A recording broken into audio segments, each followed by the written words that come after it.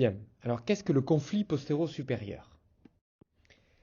Il est certain que le conflit postéro-supérieur, ce que les anglo-saxons appellent internal impingement, ne pouvait être compris et donc diagnostiqué qu'avec l'avènement de l'arthroscopie, qui a permis ainsi l'analyse dynamique de l'articulation gléno-humérale. Et historiquement, Barnes et Tulos ont été les premiers à décrire cette douleur postérieure de l'épaule dans une série de 24 joueurs de baseball, mais ils avaient à l'époque attribué cette symptomatologie à cette anthésopathie d'insertion du triceps que constitue la lésion de Bennett. Andrews, en 85, a rapporté une série de 34 lésions de la face profonde de la coiffe des rotateurs et du labrum postéro-supérieur. Ces lésions ont été seulement débridées sous arthroscopie et les auteurs ont finalement émis l'hypothèse que c'est les jeunes pitchers, à la répétition de forces de traction et de torsion, étaient à l'origine de ces lésions sans réellement connaître le contact qu'il pouvait y avoir entre le rebord postéro-supérieur de la glène et la coiffe des rotateurs. C'est finalement Gilles Walsh en 92 qui a décrit ces phénomènes mécaniques de contact entre le labrum glénoïdien et la face profonde de la coiffe, alors que Job, lui, selon la même théorie, rapportait les résultats d'une étude anatomique cadavérique qui confirmait cette hypothèse. En abduction et en rotation externe, en situation physiologique, Harriman a démontré qu'il existait une translation postérieure de la tête humérale. Cette translation permet en fait un gain de 6, environ entre 6 et 21 degrés.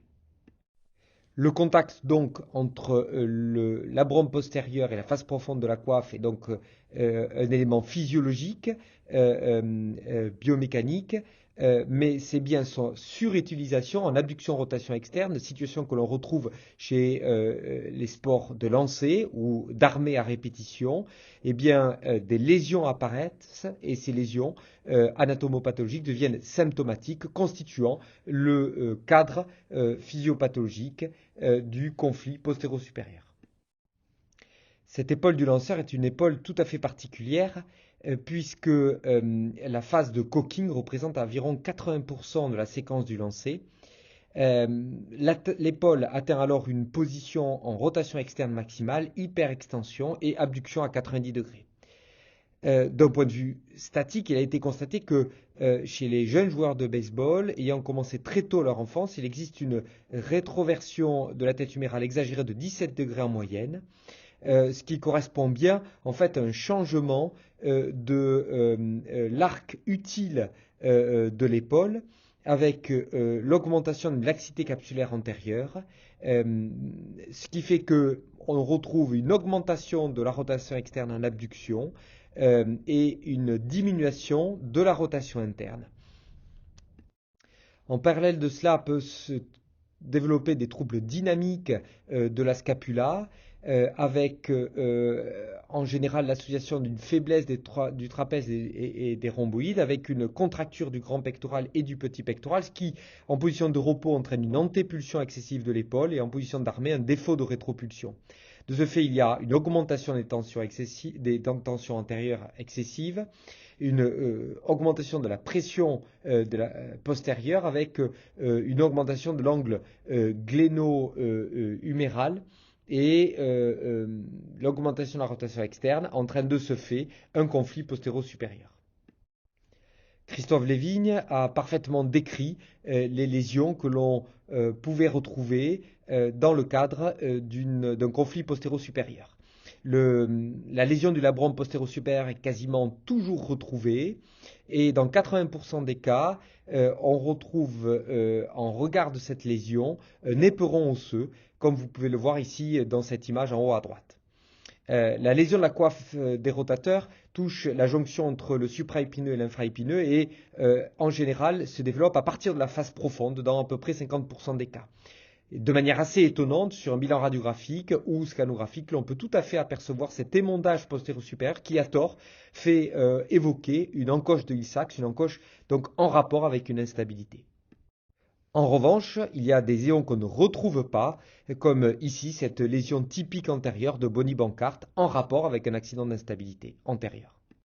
L'hypothèse de Job serait que il se développe chez le lanceur une micro-instabilité antérieure. Et donc, du fait de la laxité capsulaire antérieure, par conséquent, il existe une hypertranslation antérieure de la tête humérale qui crée ces phénomènes de traction et d'étirement sur la face profonde de la coiffe des rotateurs. On peut tout à fait effectivement concevoir que le travail en abduction-rotation externe entraîne cette hypersollicitation capsulaire antérieure avec une distension de celle-ci et donc la micro-instabilité antérieure. Plutôt à l'opposé, Steve Burkhardt évoque plutôt un problème d'instabilité postéro-supérieure en décrivant ici des lésions du labrum postéro-supérieur tout à fait compatibles. En effet, selon Burkhardt, la rétraction postéro-inférieure de la capsule entraîne un déplacement du point de contact de la tête sur la glène en postéro-supérieur, ce qui a pour conséquence un effet de peel-back sur le labrum et un émoussement, puis un détachement de celui-ci. Il explique par ailleurs que les lésions de la face profonde de la coiffe des rotateurs sont la conséquence des mécanismes répétés de torsion en rotation externe abduction, mais en revanche, il ne fait aucun état des lésions osseuses constatées dans ce cadre nosologique. À l'examen clinique, l'inspection va s'attarder à rechercher des amyotrophies, fosses supra-infraépineuses et muscles stabilisateurs de l'omoplate, mais également en dynamique, une dyskinésie classée selon Kibler en type 1 avec une protrusion du bord antéromédial, type 2 avec un décollement du bord médial et type 3 avec une proéminence du bord supéromédial. La palpation recherchera des douleurs cervicales et une douleur acromioclaviculaire.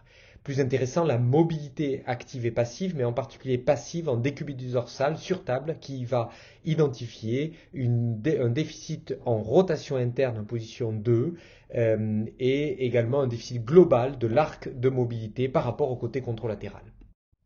Le diagnostic est en général basé sur un faisceau d'arguments qui, en outre l'examen clinique, associe également des éléments d'anamnèse, c'est-à-dire que cela touche les patients de lancer, raquette, plus fréquemment que baseball dans notre pays.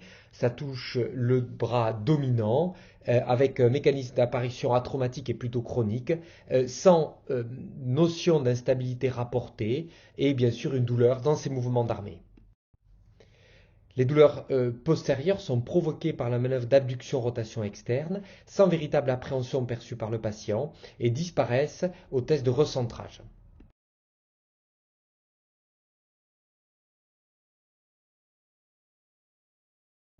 Un certain nombre de tests cliniques sont non spécifiques, comme celui d'un syndrome de conflit sous-acromial potentiel qui est faussement positif. En cas de lésion de la coiffe des rotateurs, bien évidemment, on peut retrouver des déficits lorsque ces derniers sont explorés cliniquement. On retrouve un tableau classique d'une hyperlaxité, mais qui n'est pas systématique. Et enfin, bien évidemment, un test d'appréhension qui est normal, c'est-à-dire s'il existe une douleur en abduction-rotation externe, celle-ci est plutôt postérieure et ne correspond pas véritablement à une manœuvre d'appréhension positive. Le bilan isocinétique est particulièrement intéressant puisqu'il est classique de retrouver un déséquilibre rotateur interne, rotateur externe qui est retrouvé en particulier chez les lanceurs avec un déficit des rotateurs externes qui ont un rôle fondamental dans la phase de décélération. Il s'agit d'un prérequis avant toute prise en charge chirurgicale bien évidemment, mais surtout en vue d'un traitement rééducatif précis et adapté. Le traitement est avant tout un traitement préventif dans le conflit postéro-supérieur avec des programmes d'auto-rééducation par étirement quotidien chez ces lanceurs. Cela a prouvé dans la littérature une réduction de 40% du risque de blessure. L'objectif étant bien sûr de lutter contre ce déficit de la rotation interne par des phénomènes, par des exercices d'étirement, de stretching, en particulier le sleeper stretch qui est un exercice bien connu.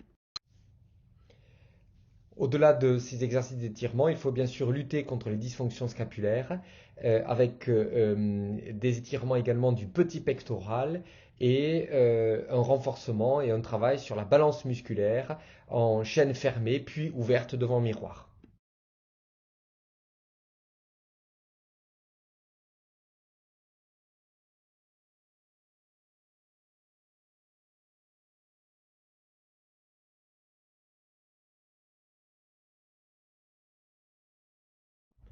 J'insiste encore sur le rôle fondamental de la correction du déséquilibre des rotateurs internes et des rotateurs externes, puisqu'il y a naturellement chez le lanceur ce déséquilibre des rotateurs externes qui ont un rôle freinateur. Il faut donc pouvoir corriger ce déséquilibre. Travail qui peut être réalisé, comme on le voit, avec une évaluation régulière au dynamomètre, mais encore mieux sur machine isocinétique. Les programmes de rééducation sont en général orientés certes sur l'épaule, mais également sur l'ensemble des chaînes et notamment des membres inférieurs, avec un renforcement musculaire, une amélioration de la mobilité de la hanche, une bonne stabilité rachidienne, statique et dynamique. Et il y a donc des programmes de gainage surajoutés chez ces lanceurs. Lorsque le traitement médical est mis en place devant un conflit avéré, il faut bien sûr réanalyser le geste sportif, éventuellement le corriger, poursuivre la réutilisation et finalement permettre une reprise de la compétition environ 3 à 6 mois avec un suivi et un programme préventif à maintenir à l'avenir au-delà du traitement médical du conflit.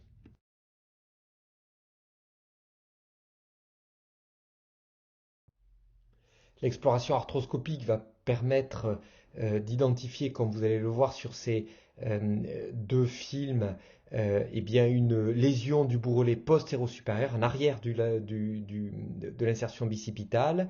On retrouve bien sûr une lésion lorsqu'elle est présente dans la face profonde de la coiffe des rotateurs. Mais cette exploration arthroscopique permet également d'avoir une évaluation dynamique avec un test d'armée qui retrouve bien ce contact entre la face profonde de la coiffe à la jonction entre le supraépineux et l'infraépineux et le rebord postéro-supérieur de la glène.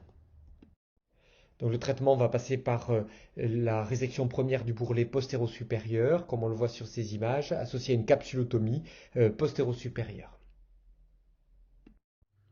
Puis la glénoïdoplastie à proprement parler est menée, c'est-à-dire que l'on va avec une fraise venir réséquer le bord postéro-supérieur de la glène qui correspond à cet éperon osseux que l'on voit sur ces images arthroscannaires. La résection peut être assez généreuse finalement et sera à l'issue contrôlée par une exploration dynamique.